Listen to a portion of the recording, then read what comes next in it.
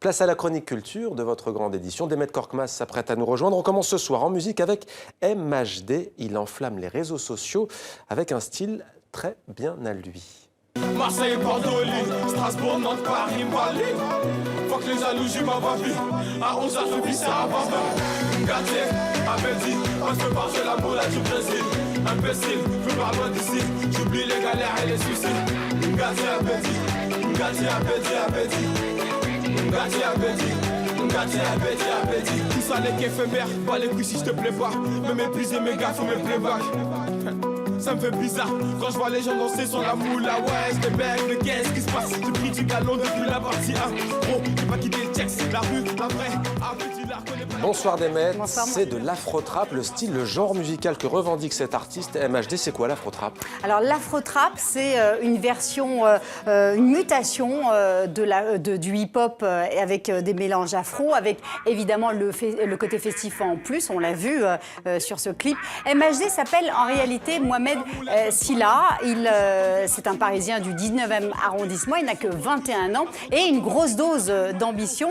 Il a déjà accumulé 32 millions de vues, c'est vraiment le phénomène viral sur la toile et on l'a vu jusqu'en Afrique où il a ses racines, son père est guinéen, sa mère est sénégalaise. Alors il chante en français mais il emprunte beaucoup de mots en wolof, en soninké, en bambara. C'est vraiment cette génération internet qui sait se rendre audible et visible. Son premier album sort le 15 avril et son concert à la Maroquinerie affiche déjà complet. Il faudra donc attendre son passage au Palais de Tokyo le 26 mai. Et il est parisien, ce jeune artiste.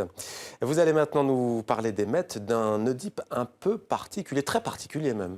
Oui, c'est une marionnettiste qui s'appelle Élise Vigneron. Elle a imaginé un Oedipe en glace. Son spectacle Anywhere s'appuie sur le texte de l'auteur belge Henri Beauchot. Elle raconte donc l'errance de ce personnage mythique d'Oedipe avec sa fille Antigone. C'est un spectacle très étonnant. D'abord parce que son personnage est éphémère, il est en glace et il va fondre tout au long du spectacle. On voit ici le procédé de fabrication.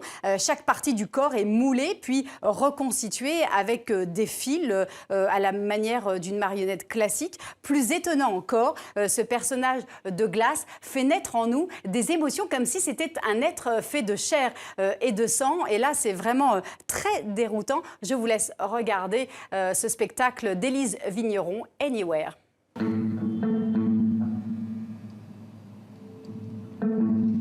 Toute cette manipulation se construit dans ce rapport entre Antigone qui manipule, mais on ne va pas dire manipuler, qui accompagne. Parce que la marionnette est vraiment manipulée, mais par quelqu'un qui est caché. Et voilà, on est dans deux corps qui s'approchent, qui s'éloignent.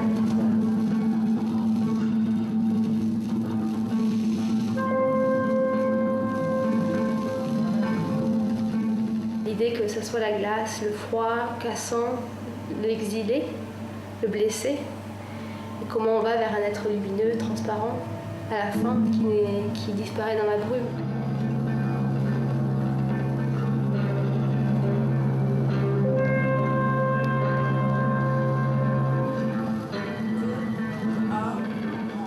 C'était Demander le programme. Merci Demet pour cette chronique culture.